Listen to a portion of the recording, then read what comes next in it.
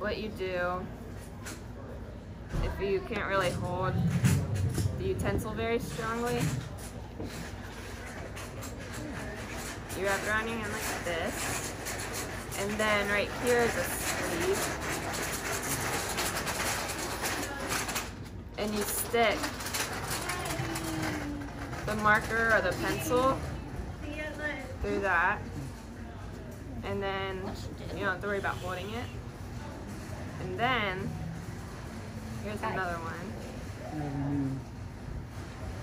It's harder, so you have to be careful it doesn't create like any pressure points on your hand because it's harder plastic, but it's the same idea. And then this one is Velcro, so it doesn't matter how big your hand is, it'll fit through. And then you just un-Velcro it here.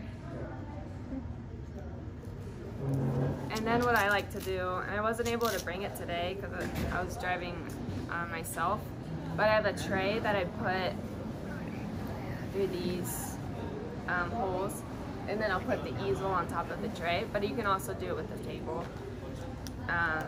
so that you can get really close to the canvas.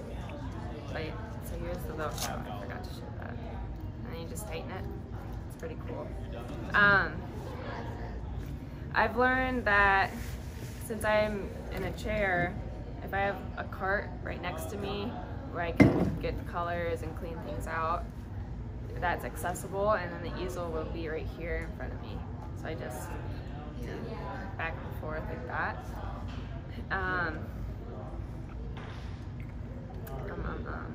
Do you find that the cart is more accessible to you than like keeping both the easel and the materials on the table? Yes, because the space is limited on the table, but also my cart has wheels on it. Yeah, so I can move it around easier, and I'll have to bring that next time too. But those both have helped me a lot. Do you move the armrest out of the way? I can move this, but it goes right here, the tray, so it's really not that in the way. But I will admit, this joystick is new. I've gotten so much paint on my old one. Oh no! So that was fun. But that's how you know you're a true artist, right? Yeah. Yeah. Look at his clothes. Yeah, there you go. Perfect example. I know. Also with painting, I found that hospital gowns are really great because they're easy to put on. It covers your whole body, and I have a lot of paint on those too. I use an old smock from when I used to take a chair class. I got pockets. Yeah. I have stuff in them. Yeah. So that helps me stay clean. Easy to put on by myself, easy to take off. You don't have to worry because you're not going to get paint behind you, hopefully. Unless you're really into it. Or you're doing splatter paint or something. We have pretty good aprons here. Like if artists want to paint, we wear aprons, and if we want to do clay stuff, we wear aprons. And we'll get it I did clay a long time ago. Yeah, clay's fun. Yeah. I've done some clay work and some painting work, and my specialty is color pencil. Yeah. I have found watercolor painting is easier to clean and compared to like oil paint. Those take a tendency. Sometimes I'll have a hard time, but sometimes I don't, getting all the paint out of the brush, so I don't paint as much here. Yeah. If I would need to get a very, very fine detail, I'll either make sure my pencils are extremely sharp, or I'm using a strategic paintbrush that's thin, like the bristles are smaller and thinner. But if I need to be extremely precise, I'll use both hands to really be steady and push harder too. So that helps as well. It's using both hands, not just one. Have you ever had to use your mouth? I haven't, but I know a lot of people that do mouth painting, and they're great. It's amazing. Yeah. And you might get the chance to meet one of them too. So. We had a gentleman that can't use his hand, and he would have a paintbrush taped to a hat. Oh, that's He would just use his head to do it. The hat, yeah. Because I'm sure your mouth would cramp up. Yeah. It's really, Do you have any pictures of your artwork? I do. Do we have time? Yeah, I'd love to see it. Let's see. I have a piece I'm working on right now. I'm creating it for where I have my physical therapy because they want to hang it. Just because of the message it shows that you can overcome whatever obstacles in your way to pursue what you want. And it's a drawing of my my hand. I'm drawing my hand, drawing my hand. If that makes sense. It's funny in a way too. Yeah. Yeah. So let me find some. That's where he's going, though.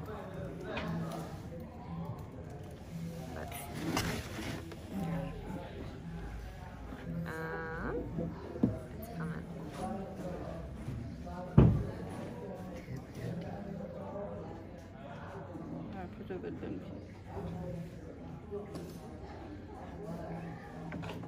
Oh, where? There it is. So it's kind of out of focus, Oh, that's good. but if you want to pass it around, that's fine. Look at that. So there's a picture of how I draw, and then there's the picture of my drawing. Drawing my hand. That's beautiful. It is. It's amazing. Good job. Thanks.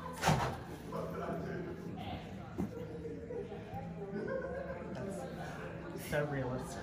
Thanks. I put a lot of time into it. That's how I like dream of being able to Oh draw. no. Isn't that good? Yeah. Yeah, I draw all those. Wow. Would you like to see mine? Yeah. I feel like I want to be able to see how I'm gonna try to hold it up for you all, and maybe if that Yeah, I doesn't can work, see it can be texted. Is this your It's Instagram? a right here. very realistic drawing of Abby's hand I just and a recently got this pencil. gun.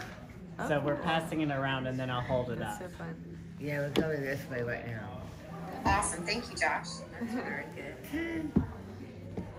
But that took time. I like that. I've How long been, did it take you? so my accident was 7 years ago, but I picked it up and started creating serious art probably 6 years ago. But it didn't start like that either. It's gotten better. I've had classes. Did you do art before the accident? A little bit, yeah. Okay. I was, so my accident happened junior year, and my entire high school career I was trying to get them Can you to all let see me that at all? get into art sooner. So my accident happened after junior year, but that senior year, I was supposed to take AP art, and I was so excited, but I couldn't when the accident happened. Yeah. I can show you my first drawing. That might take a second to find though. It's on my Instagram, but You like taking pictures? yeah. I love Me taking too. pictures. Yeah. I've got like 1,000 in my phone. Do you? Yeah. It's really fun to document the process too. You know, before you start drawing, and then in between, and then after. And you're like, wow, I can do this. So as different workshops are being planned, do you have recommendations for things for all of us as artists to keep in mind? Yeah, it's really Yeah, I can't be distracted when I make like art if I want to get it done in a certain amount of time. So try to, you know, like focusing is that, and be patient with yourself. With graphite's pretty forgiving, you can erase. With painting, it can be forgiving as well. Just, you know, fix that. So just be patient with what you're making and what you're creating. You want to pass this around? So this is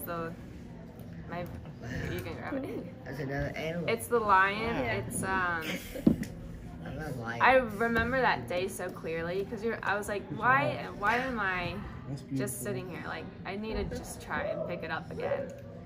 And I just went hard on it. Get him. But that was before I really learned like shading. Oh my gosh. Lions are my favorite animal. That's amazing. Yeah, Take you to draw. it takes a while because I'm like a Yeah, perfectionist. that's my favorite. I love Yeah. taking my time when it comes to my artwork, so it can look good. Look at And, that lion. Yeah. And I have some artistic friends too, so I feel like I have to live up to what they can do. Yeah, it's like a healthy, everybody encourages each other to improve. If I want to be very precise, so if it is a commissioned piece, and especially if it's a portrait, I love drawing people, I will grid it out Yeah. so I'm extremely accurate as I can be. Yeah. I'm not very good at like just freehanding it. Anyway. I like to measure and use a ruler and make a grid on it. I like drawing people too, especially I drew this picture of me and my boyfriend in different outfits, and then someone bought it for $100. Then I got commissioned to do another piece just like it recently. Yeah, that's cool. I love it. How long so as we're thinking about these workshops, most of them are kind of within a 2-hour time frame. And so what recommendations do you have on kind of framing up what's realistic in terms of what potentially can be accomplished in 2 hours? I think that just depends on each person. So that's kind of hard. I think 2 hours is realistic. I usually, I did some art classes at my university, and I would always have to take them home to finish them. But I'm able to get like a solid foundation done on my canvas. But it also, attention and focus also contributes to that 2 hours as well. Yeah. So like blocking out noise, background noise. So I have, that. I have noise canceling headphones because I do graphic design as well, and I've learned that also helps me focus. If I have music on or if I just completely block out the noise. Yeah. Hey guys, we've got another phone call to get to, but I just wanted to say thank you, and I'm looking forward to seeing more of your work as we move forward. Yeah, we've got to talk to the feds that give us the money to give it to you all. So we're gonna take everything you've been talking about and tell them all about it. Thank you. Have a great call. Thank you. Bye. Bye. Bye, guys. Are you gonna hang out with us and see some of our artwork? Sure. Yeah. I'm actually working on a color piece now. I just started it today. Our first little piece is a rainbow with a heart in the middle. So what do y'all have as and Emily, as you all are thinking about the workshops that we're going to do together, do y'all have other questions that maybe Abby can help as an artist give some insight on as we're doing planning on buying supplies, organizing the room that we're going to do the activities in? I have a quick question. Would it be okay if I followed up this meeting by sharing with you the document that we kind of created to outline the structure of our workshops and discuss more in depth how to adapt the space? Yes. All right, anybody else? Do y'all have any questions?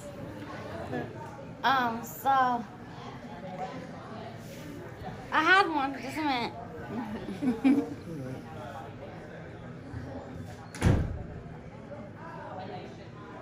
I had one. Come back to me. Did anybody else have one? I do. Yeah. Okay. I know about the instruction situation in that factor setting. What would be the most preferable thing within a workshop, specifically that we have to undertake? I'll be right back. As artists. Get yourself a cup of water and a cup of pills. Since we're going to be doing this workshop, It's not over yet, we Jenny. have to undertake doing the workshop within those 2 hour periods.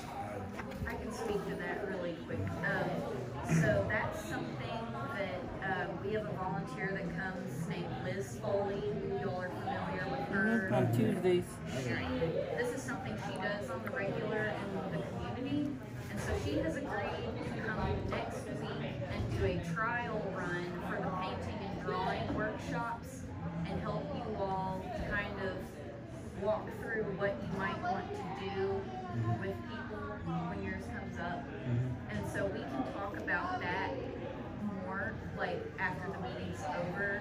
If you have any questions that are specifically related to adapting processes or having the right tools or something like that for the people that we're supporting, while Abby's here, let's go ahead and address those questions.